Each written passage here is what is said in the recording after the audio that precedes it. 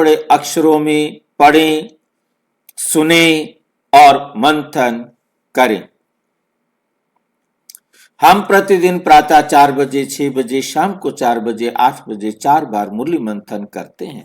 आप सभी भी इस मुरली मंथन में साथी व सहयोगी बन सकते हैं, जिसके लिए इसी वीडियो के डिस्क्रिप्शन बॉक्स में लिंक दिया हुआ है, जिस लिंक के द्वारा आप सवेरे शाम को 4 बार जुड़ सकते हैं। ये लिंक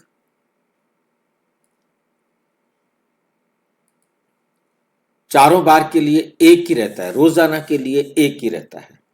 यदि आपको जुड़ने में कठिनाई आ रही है तो उसकी विधि है कि या तो उस लिंक को क्लिक करने से खुल जाएगा, यदि वो लिंक क्लिक करने से नहीं खुल रहा है तो आप उसको कॉपी करके किसी भी ब्राउजर में पेस्ट करेंगे तो भी लिंक खुल जाएगा।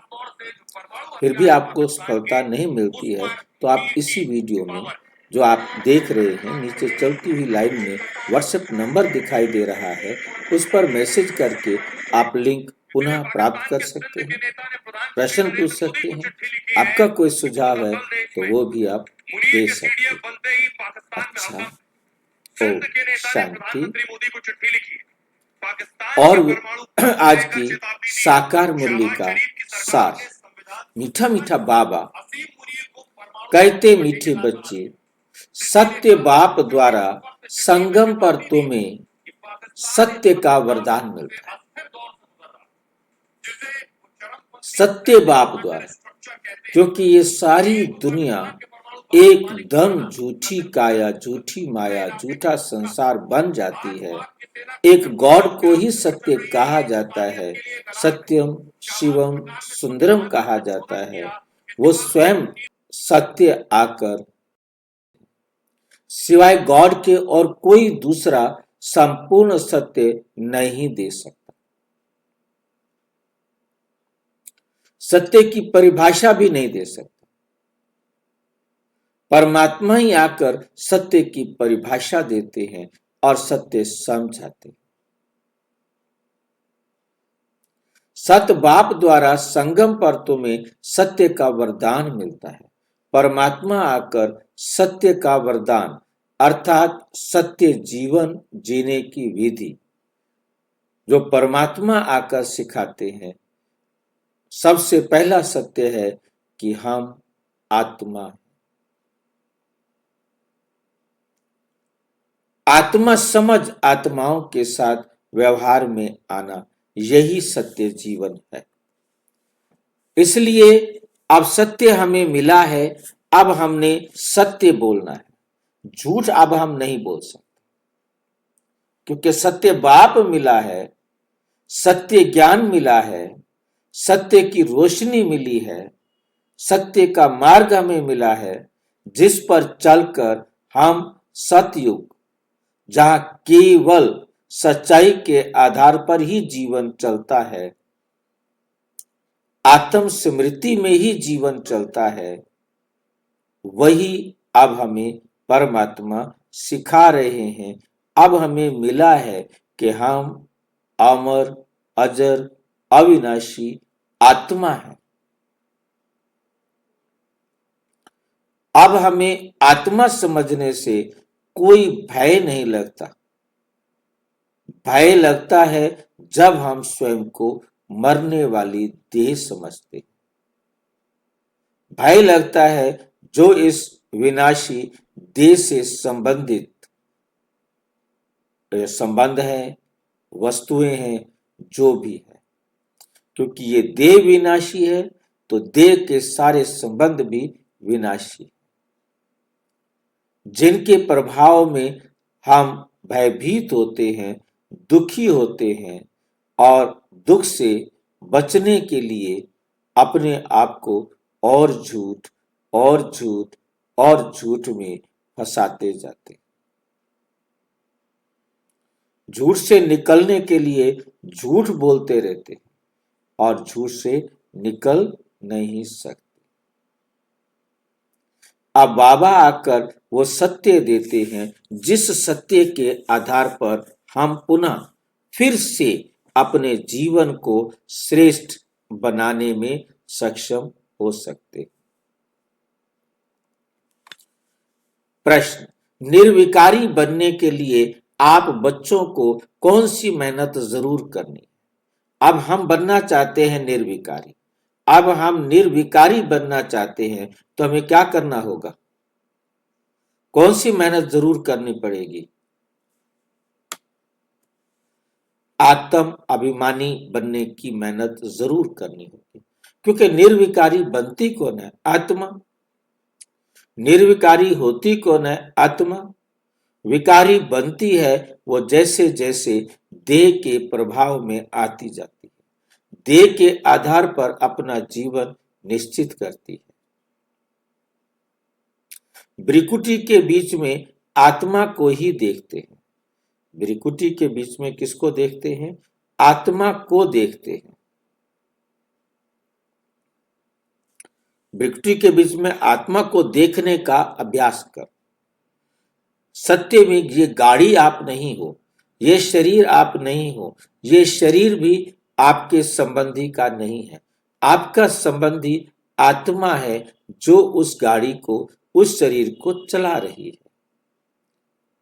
गाड़ी से हमारा कोई रिश्ता नहीं होता, हमारा रिश्ता है गाड़ी चलाने वाली अजर अमर अविनाशी आत्मा से, क्योंकि हर आत्मा ईश्वर की संतान है।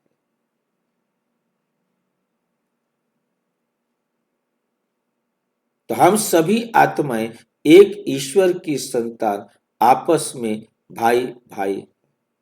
ये अभ्यास करो। आत्मा होकर आत्मा से बात करो, आत्मा होकर सुनो। जो सुना रहा है उसको भी आत्मा होकर सुनो, जो आप सुना रहे हो आत्मा होकर के ही सुनाओ। कैसे पता लगेगा कि हम आत्मा होकर सुन रहे हैं, आत्मा होकर सुना रहे हैं? कौन बताएगा? हमें कैसे पता चले कि मैं आत्मा होकर बोल रहा हूं? भाई जी, जब हमें उससे कोई अटैचमेंट नहीं होगा, ना देह से, ना देह की संबंधों से, सांसारिक चीजों की जब हम बात नहीं करते हैं, हमें उनकी स्मृति नहीं होगी, हमारी बुद्धि में नहीं होगा कि ये हमारा बेटा है, हमारा पति है, हमारी पत्नी है, हमारा भाई है, हमारी बहन है। देह का रिश्ता याद है तो देह अभिमान है। ये हमारी दीदी है, ये भी देह का ही संबंध है।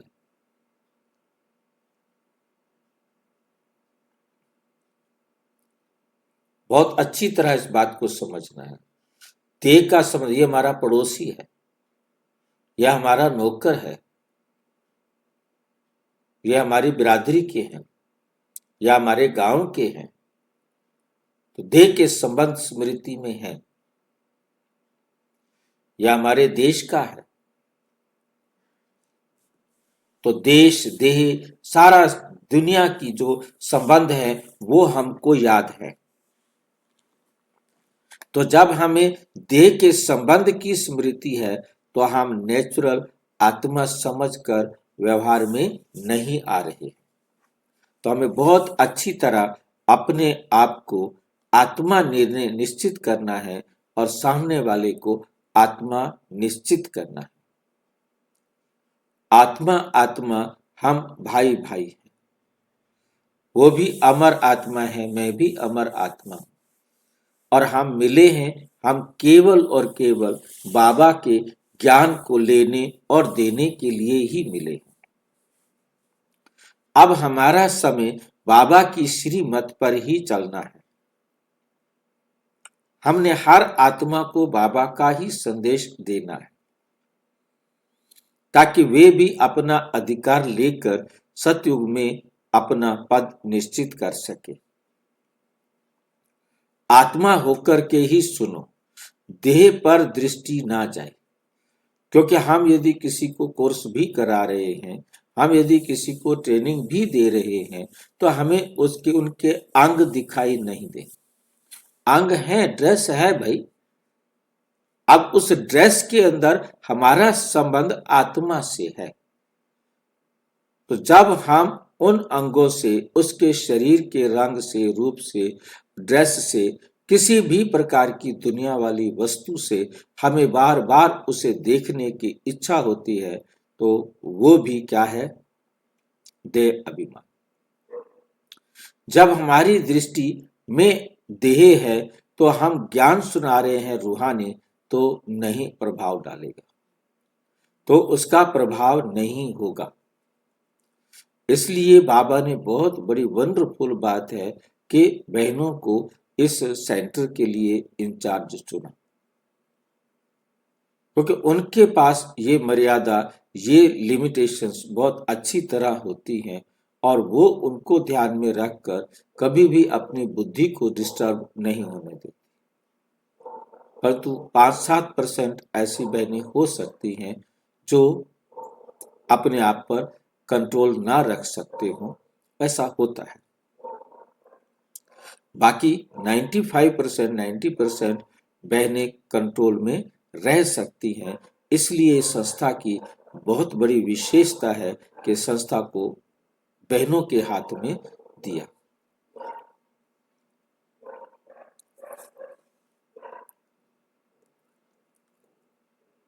देह पर दृष्टि ना जाए, यही मुख्य मेहनत है। इस मेहनत में विघ्न पड़ते हैं। जितना हो सके ये अभ्यास करो, जितना हो सके ये अभ्यास करो, यही मुख्य मेहनत है। इसी मेहनत में विघ्न पड़ते हैं। जितना हो सके ये अभ्यास करो कि मैं आत्मा हूं, मैं आत्मा हूं।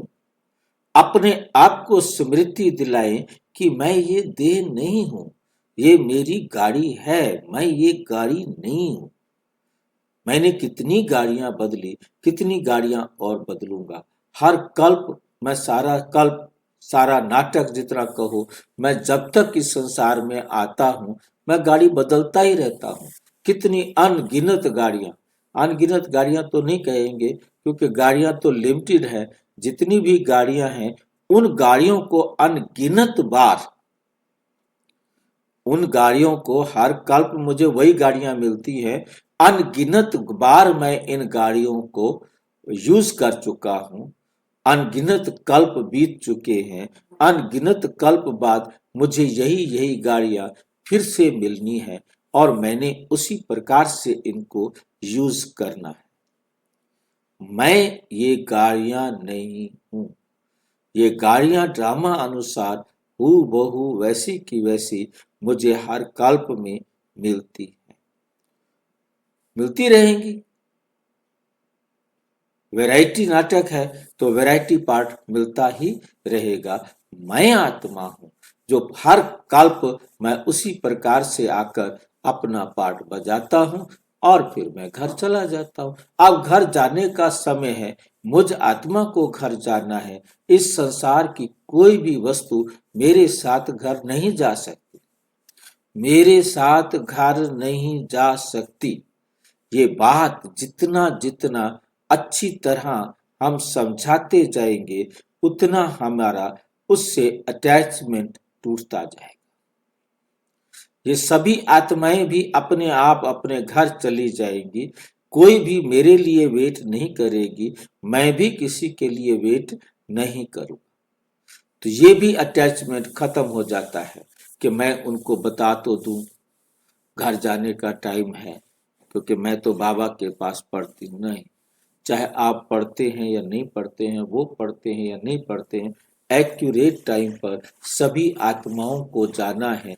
यदि किसी को बताना भी होगा तो बताना भी ड्रामा में नूद होगा तो बताएगा।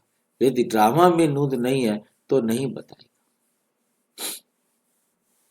तो हमें बात समझ में आई कि हमें हर समय अपने आप को स्मृति दिलानी है, मैं आत्मा हूं। इसी स्मृति से हम सतयुग के सतो प्रधान संसार के भोक्ता बनते हैं। गीत ओम नमः शिवाय, ओम नमो शिवाय, ओम शांति। मीठे बच्चों को बाप की स्मृति दिलाई है, मीठे बच्चों को बाप की स्मृति दिलाई है कि सृष्टि